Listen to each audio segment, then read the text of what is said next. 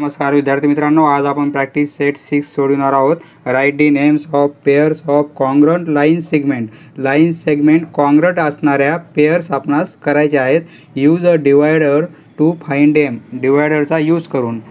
Suppose हे G C डिवायडरनं आपण distance एवढा आहे, तर हे डिस्टन्स मॅच कशाला होते? जी बीला मॅच होते. म्हणून हा सेगमेंट लिहू शकतो आपण.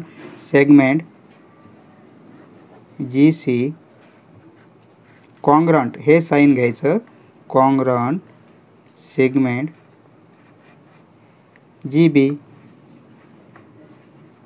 जी C congruent segment G B. Second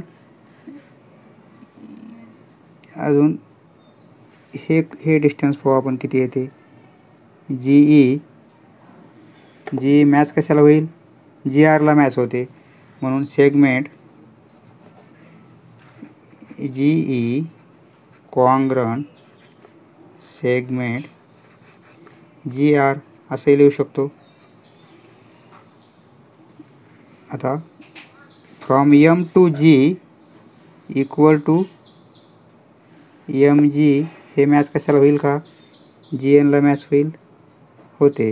म्हणजे एम जी आणि जी एन सेगमेंट हे कॉन्ग्रंट आहेत. Segment M G congruent segment N G किंवा जी एन.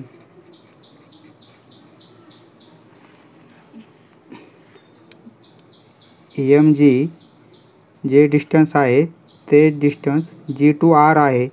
त्यामुळे सेगमेंट एम जी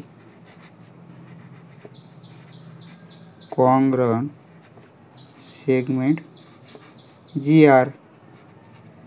अशा प्रकारच्या पेअर्स आपण करता येतील. फक्त येथे कॉन्ग्रंट ह्या साइन्सचा यूज करण्यासाठी आणि समजण्यासाठी दिलेला आहे ते.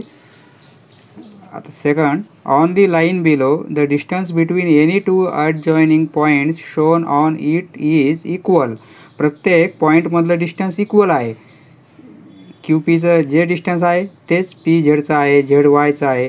Hence fill in the blanks.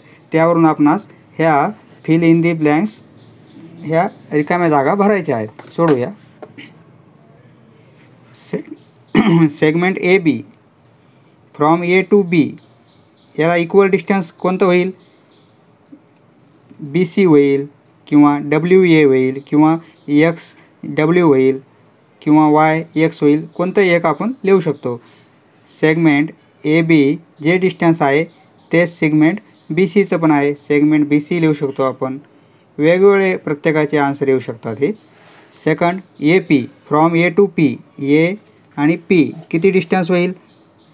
1 2 3 4 5 unit distance होईल हे. तसं मग आपण फ्रॉम बी पासून 5 काउंट करू. 1 2 3 4 5 म्हणजे बी झेड होईल. Segment B Z.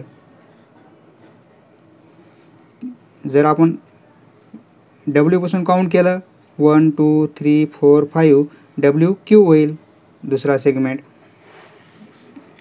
Segment A C from A to C 1 2 unit distance आहे. तसं मग आपणास 2 युनिट असणारं एक्सपासून काउंट केलं 1 2 एक्स ए होईल. Segment x A. बी वायचं distance from B to Y 1 2 3 4. आपण ए पासून काउंट करू 1 2 3 4 म्हणजे ए झेड होईल. Segment A Z. Y Q from Y to Q 1 2 3 A. तर आपण ए पासून 3 काउंट करू 1 2 3 म्हणजे ए वाय होईल.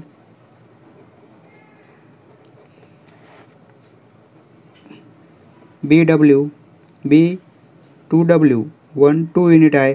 तर आपण 2 युनिट असणारं एक्सपासून काउंट करू 1 2 एक्स ए पण होऊ शकते. वेगवेगळे उत्तर येऊ शकतात. समजलं मित्रांनो? धन्यवाद. पुढचा व्हिडिओ पाहण्यासाठी चॅनल सबस्क्राईब करा. धन्यवाद.